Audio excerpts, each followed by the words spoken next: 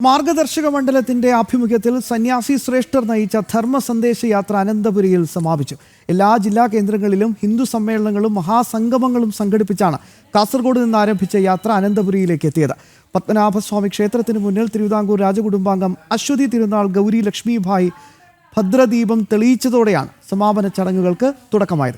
Janam TV executive chairman G. Suresh Kumar പൂർണ്ണ കുംഭം നൽകി യാത്രയെ സ്വീകരിച്ചു. ഗാന്ധി പാർക്കിൽ നടന്ന സമാപന സമ്മേളനത്തിൽ ശിവഗിരി മഠാധിപതി സ്വാമി സച്ചിദാനന്ദ, മഹാമണ്ഡലേശ്വർ ആനന്ദവനം ഭാരതി സ്വാമികൾ, കൊളത്തൂർ അദ്വൈതാശ്രമ മഠാധിപതി സ്വാമി ചിദാനന്ദപുരി തുടങ്ങിയവർ പ്രഭാഷണം നടത്തി.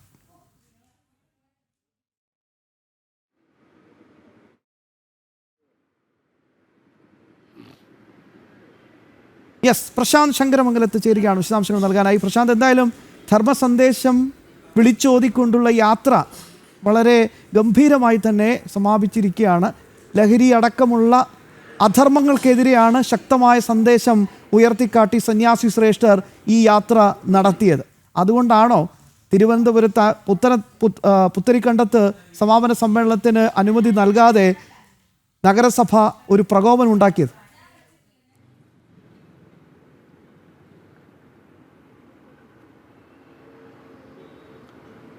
ഒക്ടോബർ 7-ാം തീയതിയാണ് ധർമ്മസന്ദേശ യാത്ര കാസർഗോഡ് നിന്ന് ആരംഭിക്കുന്നത്.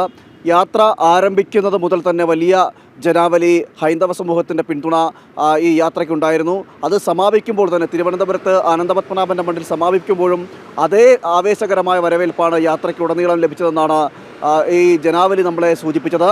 ഇന്ന് രാവിലെയോടുകൂടി തന്നെ നഗരാതിർത്തിയിൽ പ്രവേശിച്ചപ്പോൾ തന്നെ വലിയ അതായത് ഇരുചക്രവാഹനങ്ങളോട് അകമ്പടിയോടെ അടക്കമാണ് യാത്രയെ സ്വീകരിക്കുന്നത്. പിന്നീട് ചർച്ചകൾ, സെമിനാറുകളടക്കം വിവിധ വിഷയങ്ങളിൽ നടന്നിരുന്നു.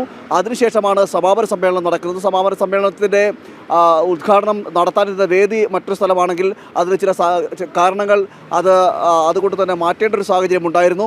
എന്തായാലും അതിനെയൊന്നും തകർക്കാൻ കഴിയില്ല എന്നതാണ് ഈ ജനാവലി സൂചിപ്പിച്ചതും ഇതിൻ്റെ ഒരു വിജയം, അതായത് ധർമ്മസന്ദേശ യാത്രയുടെ വിജയം സൂചിപ്പിക്കുകയും ചെയ്തത്. വൈകിട്ടോടുകൂടി തന്നെ ശ്രീ പത്മനാഭസ്വാമിയുടെ ക്ഷേത്രത്തിൻ്റെ മുന്നിൽ വെച്ച് തിരുവിതാംകൂർ രാജകുടുംബാംഗം ഗൗരി ലക്ഷ്മിഭായ്, അശ്വതി തിരുനാൾ ഗൗരി ലക്ഷ്മിഭായ് ഭദ്രദീപം കൊളുത്തിയതോടുകൂടി തന്നെയാണ് ഈ ചടങ്ങുകൾ തുടക്കമാകുന്നത്. അവിടുന്ന് ശേഷം യാത്ര അവിടുന്ന് സന്യാസിമാര്യന്മാരെ സ്വീകരിച്ചതിന് ശേഷം കാൽനടയായിട്ടാണ് ഈ ഗാന്ധി പാർക്കിലേക്ക് എത്തുന്നത്. അവിടെ വേദി സജ്ജീകരിച്ചിരിക്കുന്നു. ആ ഗാന്ധി പാർക്കിലെത്തുമ്പോൾ ജനം TVയുടെ executive chairman G. Suresh Kumar പൂർണ്ണകുംഭം നൽകി സ്വീകരിക്കുകയും ചെയ്തു. അതിനുശേഷമാണ് ചടങ്ങുകൾ തുടങ്ങുന്നത്.